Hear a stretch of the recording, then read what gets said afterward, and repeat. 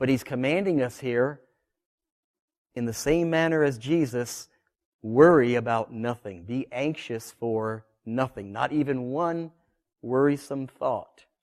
Now, how do you get there? That's a huge leap, isn't it?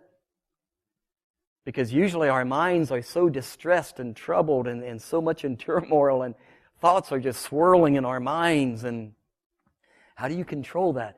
He's going to tell us here.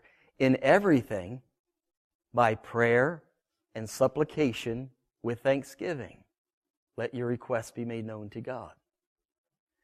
And so the peace comes when you're in Father's presence and you begin to pray and you say, Father, I've got this problem in my life and I really need help. I need strength. I need some peace. I need to know what to do, Father.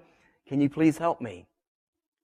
And you make your requests known, and you start to read the Bible, and you start to read scriptures about prayer and about peace and about the power of God, and then you take time just to meditate and to listen, and you wait for Father to speak to your heart.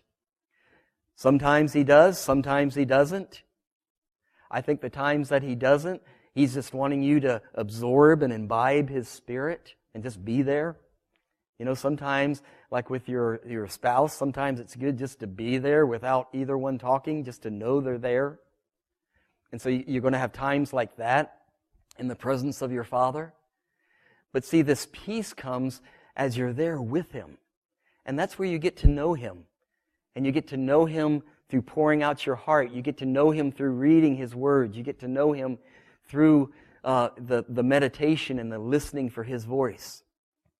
As you're going through His Word, don't feel like you have to read 10 chapters at one sitting. Don't even feel like you have to read one chapter. Just if it's as you open up the Bible and you begin to read, if one verse just leaps off the page, spend the whole time just reading that verse over and over again. That's called meditation.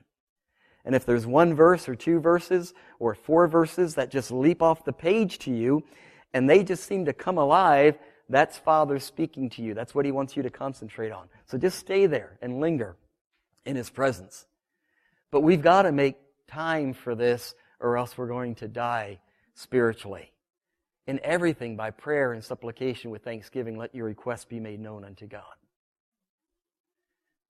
It's all in who you know. You don't trust someone that you don't know.